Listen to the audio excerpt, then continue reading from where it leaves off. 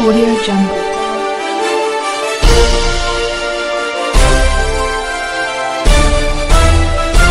Audio Jungle. Ya, pasar cryptocurrency sendiri sampai saat ini masih sangat volatile. Ya, masih sangat volatile dan belum ada satupun aset kripto yang bisa membendung ini, yang belum ada yang menjadi solusi untuk mengatasi tingkat volatilitas yang cukup ekstrim.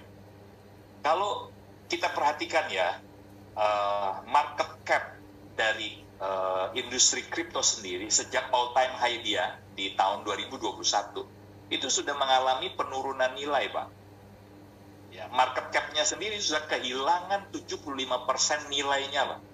Bayangkan, ini nggak main-main. Ya, jadi volatilitas ini adalah sebuah tantangan yang sampai hari ini belum bisa diatasi.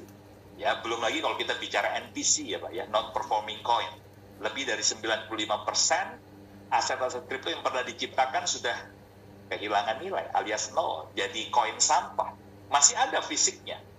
Ya, masih ada di beberapa platform-platform yang menyediakan informasi tentang aset-aset ini ya, kita sebutkanlah seperti Coin Market Cap, CoinGecko dan lain-lain. Masih ada, fisiknya masih ada, tapi dari sisi nilai sudah nol. Setelah dia pernah mencapai sebuah pencapaian, ada all-time high, ada nilai tertentu yang pernah dicapai, tapi kemudian dia terkoreksi sampai nol, ya, dan kita nggak tahu apakah dia akan kembali naik atau tidak. Nah, ini sebuah tantangan, ya. Bagaimana dengan Nagaya? Lagi-lagi Nagaya didesain bukan saja ke depan akan relatif lebih stabil, ya. Kemampuan untuk menjaga nilai supaya lebih stabil itu karena emas yang membackup dan emasnya terus ditambahkan, ya.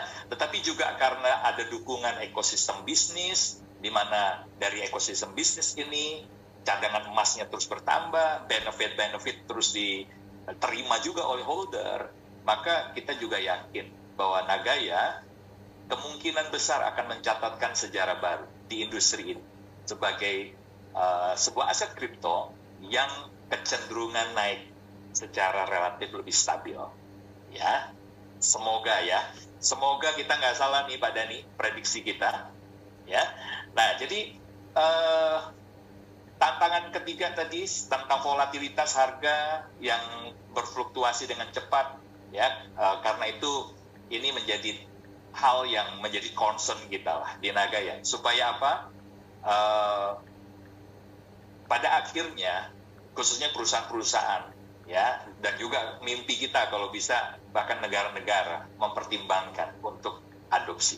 Ya, karena kalau tidak ada satupun dari aset kripto yang pernah ada ini Pak, bisa mengatasi tantangan volatilitas dan NPC tadi, saya pikir ini justru akan berdampak Pak, ya, pada adopsi tadi, ya, akan dipertimbangkan lagi gitu, seperti perusahaan-perusahaan besar tadi untuk terus menggunakan cryptocurrency, ya.